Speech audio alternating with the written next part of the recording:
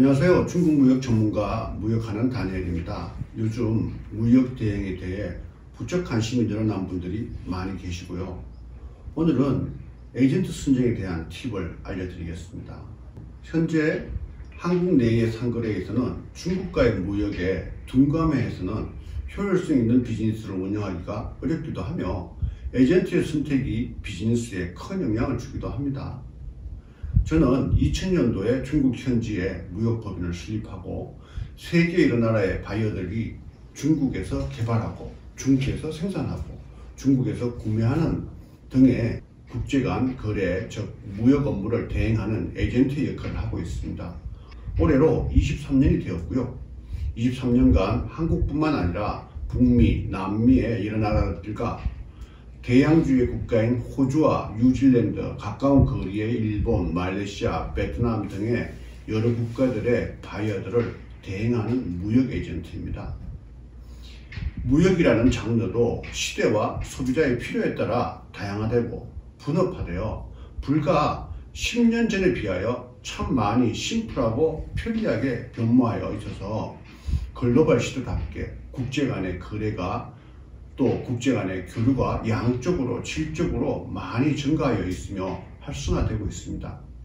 하지만 무역이라는 것은 각 국가별로 설치되어 있는 장벽을 거치고 넘어서야 하는 국제 간의 거래이기 때문에 가볍게 여기고 쉽게 여겨서만은 안 될 일입니다. 국내에서 이루어진 상거래는 문제가 발생했을 경우 거래 당사자 간에 소통하고 반품하거나 교환하거나 환불하거나 또는 보충하거나 보상 등의 방법으로 해결할 수 있겠지만 국제 간의 거래에서는 문제가 발생하거나 발견된 후에도 이를 처리하는 방법이 어렵고 험난하기만 합니다.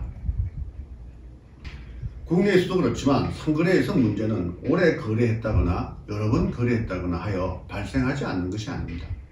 잠시의 방심, 잠시의 무관심, 잠시의 소홀로 인하여 언제든지 문제점에 노출될 수 있습니다. 국제거래에서도 역시 동일한 방심, 무관심, 소홀 등의 원인으로 문제가 발생하기도 하지만 국가별 관념의 차이와 언어소통, 문화적 이해력으로 문제가 발생하기도 하니 문제 발생의 빈도는 훨씬 더 높다고 하겠습니다.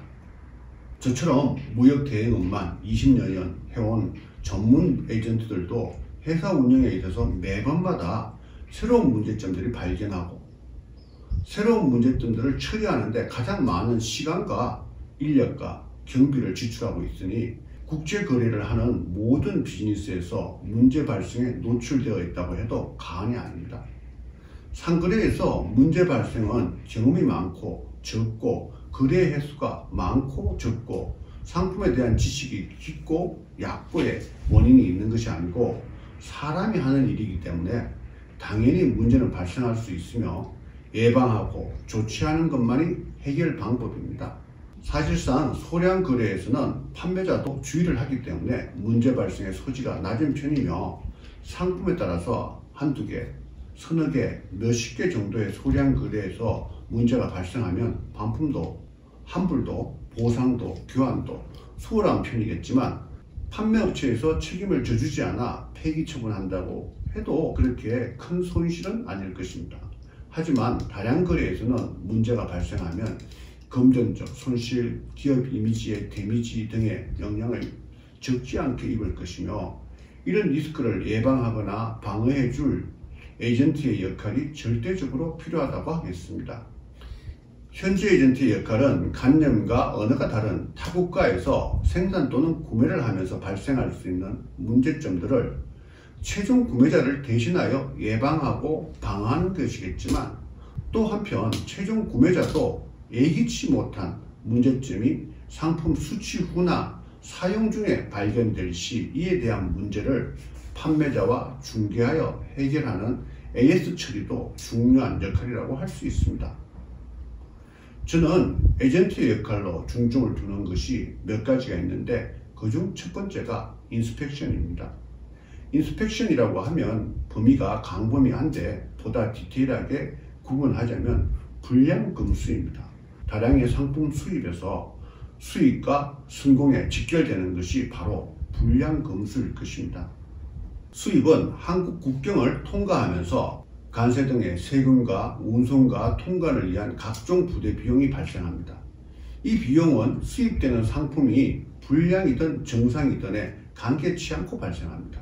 즉, 불량품을 수입하면서도 세금과 부대 비용을 지출해야 하며 도착 후에 발견된 불량품은 심지어 돈을 들여서 폐기 처분을 해야 하고 세무적으로도 처리가 곤란한 상황을 맞게 될 것입니다.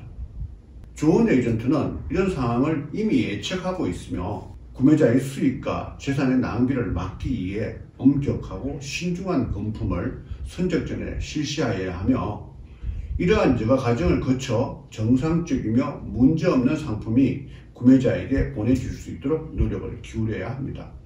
이 검품과 검수의 과정을 게을리하거나 소홀히 하는 에이전트는 구매자의 재산과 사업에 손실을 초래하는 것이므로 절대 좋은 파트너가 될 수 없습니다. 구매자가 상품을 수취하고 난 후에 발생하는 불량품은 반품도 교환도 환불도 절대 쉽지가 않으며 해결의 방법을 찾기가 어렵습니다. 현지에서 선적 전에 이 불량품에 대한 리스크에 방어하고 조치하지 못한다면 해당 상품의 사업 성공의 기회는 현저히 줄어들 것입니다. 그래서 저는 구매자가 에이전트를 선택할 때 이 부분에 가장 중점을 두어야 한다고 생각합니다. 오랫동안 함께 할 수 있는 비즈니스 파트너인 좋은 에이전트를 선별하는 방법은 몇 가지가 있지만 오늘은 그중 인스펙션에 대한 부분에 초점을 두고 말씀을 드려보고 있습니다.